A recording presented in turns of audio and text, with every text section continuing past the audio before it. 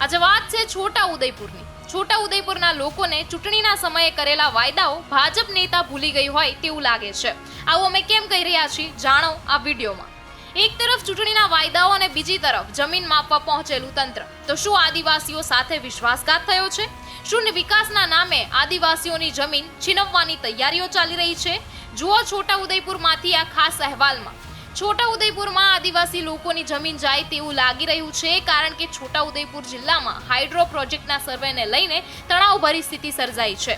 જ્યારે આ પ્રોજેક્ટને લઈને ચર્ચાઓ થઈ ત્યારે આદિવાસી સમાજના લોકોએ અને ચૈતર વસાવાએ પ્રોજેક્ટનો ખૂબ જ વિરોધ કર્યો હતો અને ભાજપના મંત્રી નરેશ પટેલે પણ ચૂંટણી સમયે વાત કરી હતી કે આ પ્રોજેક્ટ આ વિસ્તારમાં નહીં લગાવવામાં આવે. પણ આ નેતાઓ પોતાના વાયદાઓ ભૂલી ગયા, કારણ કે છોટા ઉદેપુરના કવાંટમાં અધિકારીઓ આજે પ્રોજેક્ટના સર્વે માટે પહોંચી ગયા હતા. ત્યારે જેવા અધિકારીઓ આ પ્રોજેક્ટના સર્વે માટે પહોંચ્યા તેવા આદિવાસી સમાજના લોકો પણ પહોંચી ગયા અને ખૂબ વિરોધ પણ કર્યો અને અધિકારીઓને ત્યારે જ ભગાડી દેવામાં આવ્યા. પરંતુ જ્યારે પ્રોજેક્ટને લઈને અધિકારીઓ સીધા સર્વે માટે પહોંચી ગયા ત્યારે સીધી વાત છે કે આજે નહીં તો કાલે પ્રોજેક્ટ બનાવવામાં આવશે, કારણ કે હાલ માત્ર ગ્રામજનોનો જ વિરોધ છે. આ વિશે કોઈને કોઈ જાણકારી નથી આપવામાં આવી, ના કોઈને પ્રોજેક્ટ વિશે કહેવામાં આવ્યું છે. જો આ પ્રોજેક્ટ શરૂ કરવામાં આવે છે તો છોટા ઉદેપુર અને તે જિલ્લાના આસપાસના 24 ગામોના આદિવાસી લોકોની જમીન તેમના હાથમાંથી જતી રહેશે. ત્યારે આ સમગ્ર મામલે દ્રશ્યો પણ સામે આવ્યા છે અને રાધિકા રાઠવાએ પણ શું કહ્યું છે તે સાંભળી લઈએ.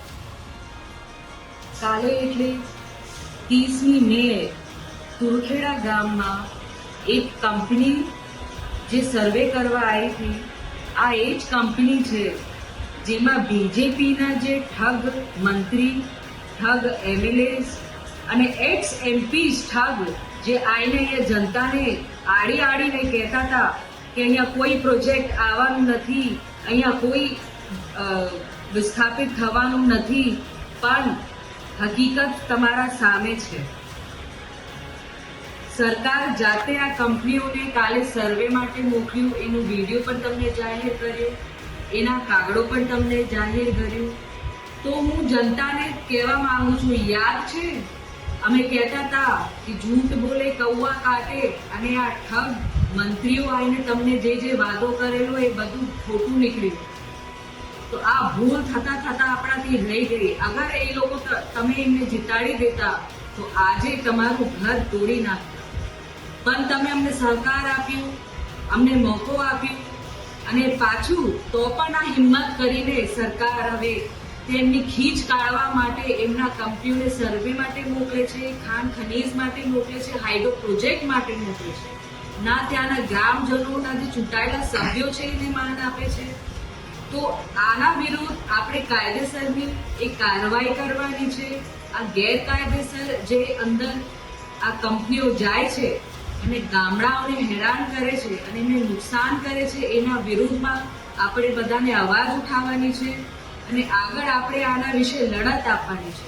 તો તુરખેડા, ધાસિમેલ અને આખું વિસ્તાર આ સરકાર પાછું લપેટેમાં લેવાની છે, ગામડાઓને વિસ્થાપિત કરવાની છે અને પ્રોજેક્ટ એ અમલ કરવાની ચાલુ કરી દીધું છે.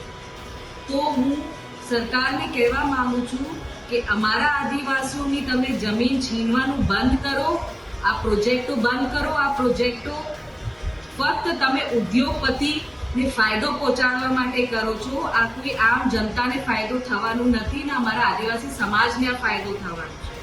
તો તમે હમણાં જાગી જાઓ, ચેતી જાઓ, ને તો આ પરિણામ જે તમને મળ્યું છે આનાથી પણ ખરાબ પરિણામ આ બીજેપી સરકારને આવતી ટર્મમાં મળવાનું છે.